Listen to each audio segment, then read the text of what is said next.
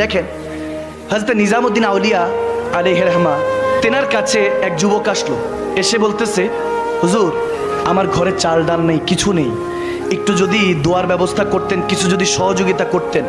নিজামুদ্দিন আউলিয়া বলতেছেন, অনেক বড় আল্লাহর ওলি ছিলেন, দিল্লিতে ওনার মাজার আমার জিয়ারত করার সুযোগ হয়েছে আলহামদুলিল্লাহ। তো নিজামুদ্দিন আউলিয়া তিনি বলতেছেন, ওইখান থেকে একটা পাথর আনো। পাথর আনা হলো, পাথরটা নিয়ে নিজামুদ্দিন আউলিয়া বীর করে কি জানি পড়লেন, ফু দিলেন, পাথরটা গোল্ড হয়ে গেল। সুবহানাল্লাহ বলে না? কারামাত আউলিয়া হাক্কুন, ওলি আল্লাহদের কারামত সত্য, কারণ ওলি আল্লাহরা কারামত দেখায় কার ক্ষমতায়? আওয়াজ দেন, কার ক্ষমতায়? যখন ফু দিল, পাথরটা গোল্ড হয়ে গেল, যুবকের কাছে দিয়েছে, যুবক গিয়ে এটা বিক্রি করে কিছুদিন তো চলছে, এখন লোভে পাপ, পাপে মৃত্যু। লোভ তো ঢুকে গেছে, ব্যাপার কি? পাথরে ফু দিলে গোল্ড হয়ে যায়, ব্যাপার কি? তার তো টেনশন, এটা তো আমার শিখতে হবে। যখন সে নিয়ত করলো নিজামুদ্দিন আউলিয়ার কাছে যাবে, যে গোল্ড কিভাবে হলো, পাথরটা কিভাবে গোল্ড হলো, নিজামুদ্দিন আউলিয়ার কদমে গিয়ে বলতেছে, হুজুর ওই গোল্ড তো বিক্রি করে যা টাকা আর্ন করেছি ওগুলো খরচ হয়ে গিয়েছে, এখন যদি আরেকটু ব্যবস্থা করতেন। বলতে ঠিক আছে, আরেকটা পাথর নাও। যখন পাথর নিতে যাবে, সে যুবক একটা পাথর এনে বলছে, হুজুর আবার খরচ করব, আবার শেষ হবে, একেবারে ওই ওজিফাটা আমাকে শিখাই দেন, আমার যদি লাগে মাঝে মাঝে আমি ওই পাথরে ফু দিয়ে গোল্ড বানিয়ে নিব। এরকম কিছু লোভী আছে কি নেই? আওয়াজ দেন, আছে কি নাই? ওই যুবক বলতেছে, হুজুর আমাকে শিখাই দেন। আল্লাহর ওলিরা তো মনের খবর জানে, ঠিক আছে, ঠিক না? ঠিক না? ওয়াল্লামাকা মা লাম তাকুন তাআলাম ওয়া কানা ফাদলুল্লাহি আলাইকা আযীমা। আল্লাহ তাবারক ওয়া তাআলা তো কোরআনে পাকে বলেন, যাকে আমি ভালোবাসি আমি আল্লাহ যা জানি ওই বান্দাকে সব জানিয়ে দেই।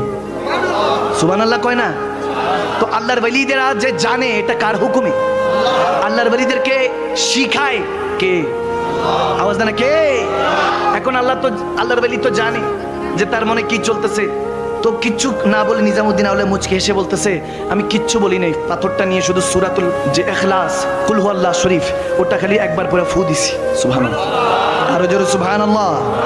যখন এটা বললো, সে তো খুশি, মহা খুশি, বাসায় গেছে, বাসায় গিয়ে একটা কোদাল নিছে। কোদাল বলে না চাটগ্রামে, কি বলে এটা? কোদালই তো বলে।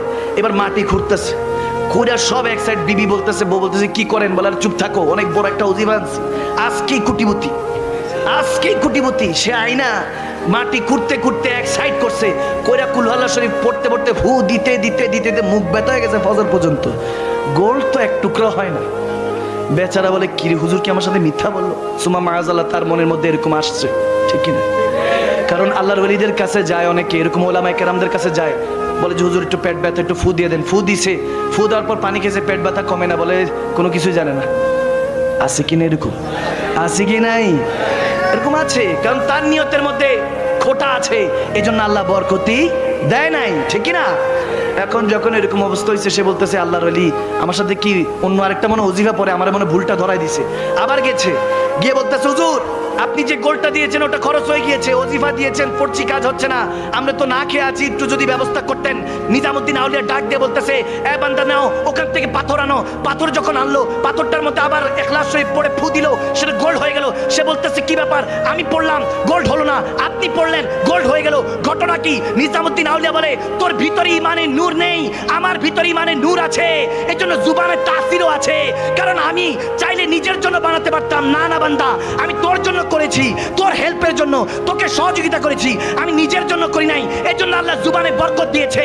তুই পড়েছিস সূরাতুল ইখলাস, আল্লাহর কালাম, আল্লাহর কালাম, আল্লাহর ওয়াজিফা, আল্লাহর আয়াত, আল্লাহর কোরআন, সবই ঠিক আছে, কিন্তু তোরটা কাজে লাগে নাই, কারণ তোর ইমানের মধ্যে দুর্বলতা আছে। এই জন্যই কোন শায়ের বলেন, তেরি দুয়া নাসর সে মালুল হুই, ইহা জুবা সে নিকলি ওয়া কবুল হুই। যখন এই বান্দা এই কথা শুনেছে, সাথে সাথে নিজামুদ্দিন আউলিয়ার কদম ধরে চোখের পানি ছেড়ে তওবা করে ওখানের মধ্যে আবার ইমানদার হয়ে গেল। সুবহান।